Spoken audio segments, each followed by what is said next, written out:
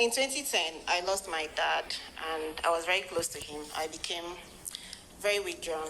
And then in 2020, I lost my mom too.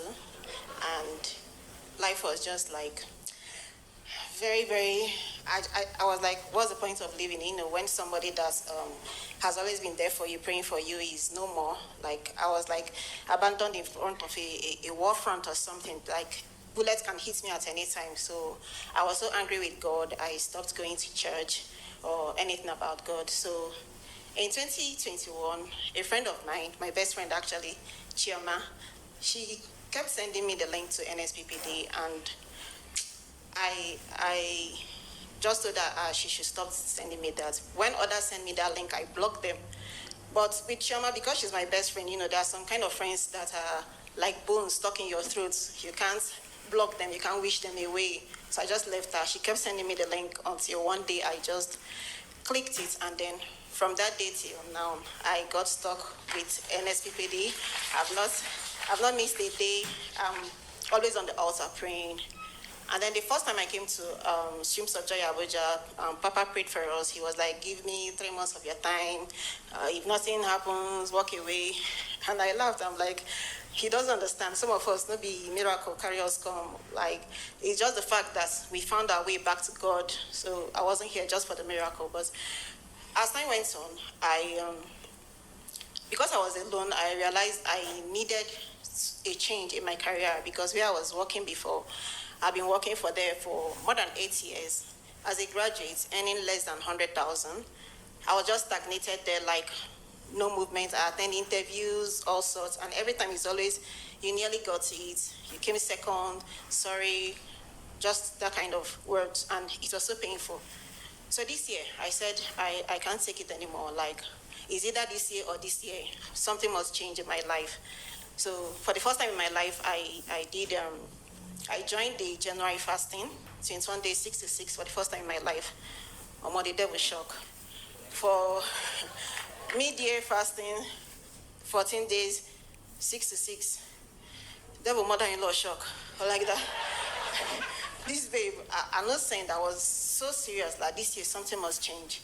I kept praying, but it seemed like nothing was working. Then one day in the office, an elderly man approached me and said, IJ, you've been in this office environment for so many years. Like, I knew people are coming every time and getting better offer. Why are you like stagnated? I'm like, I don't know. He asked, do you pray? I say yes.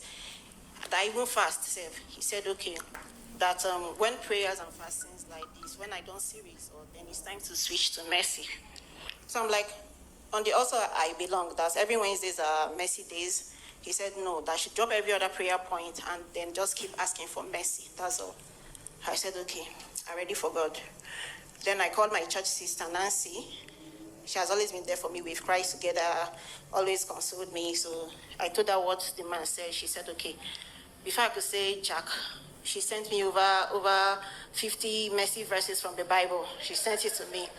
I said, fine. Then I remembered one testimony that a lady gave and said she used the mantle Papa used in praying on the service, on an altar here to pray for her husband, and he became well. I said, okay. I called my Pastor Henry, and I told him, please, I need a mantle from Papa. He said, queue plenty where they wait for that mantle. I said, no problem. I'll join the queue. Whenever it's my turn, I'll send a rider to pick the mantle from me and way Billy to Port Harcourt. And that was what happened. I switched my prayers. I started praying only for mercy. Anytime Papa says 3 things you want God, it's mercy, mercy, mercy, mercy, mercy. And then this August, 25th of August, on a Sunday, that was a kind of service, they said, behind the scene service. And Papa was like, because I've had a lot of offers, enticing offers from men. They'll be like, just, as a lady, they'll be like, just meet me and you get this job or something like that. And I'm like, God, I'm going to hold on to you, no matter how long it takes for you to give me this job. I want, whenever you give it to me, to come back here to give this testimony. I don't want to go to any room 306 and do something, and then when I come back, I won't be able to stand and say, this is from God. So even if I'm going to earn 1 naira for years, I'm going to earn it. Then whenever I give it to me, I'll come back and give the testimony. So that was what happened here. Then on 25th Then 25th of August service, Papa said, moments you would have compromised, but you didn't. Seasons you would have taken the shortcuts, but you didn't. Times you should have been sleeping, but you were praying. God watched you behind the scenes. Times you said, if God doesn't give it to me, I will not take it. Times and seasons when you had the opportunity to do something wrong and nobody will find out, yet you didn't. Nobody saw you, nobody applauded you, nobody validated you. Receive grace. Behind the scenes, we'll be strong, we will not compromise. We will stand strong for Jesus. We will not forget the manner of person we ought to be, and we'll stay on our knees. And that was just me. I kept crying throughout that service. And because most time people will be like, IJ, she said they do shakara for office, but behind the scenes, I'm always on my knees, praying, crying, and holding on to God, and that was it. So after 1 month, I got a call from an interview I did last year, and they called me and told me that the position was still vacant. They're still looking for someone. I should apply, and then I did apply, and they fixed the interview. On the day of the interview, I was just praying, God, I wish today was public holiday so I could read very well and study for this interview. And miraculously, that day, community boys came to our office and blocked the gate and said nobody was coming in. I was thinking it was the usual blocking of the gate. They said no, that they even put canopy, they've killed live goats, drummers everywhere, so no work for that day. So I stayed back and I started praying. After the interview, September 2nd, Papa declared it was our Jubilee, our month of Jubilee. And on 3rd of September, I got my offer letter. And the good news is that it was like, I can't mention the amount, but it was like the seven times what I was earning before. Wow.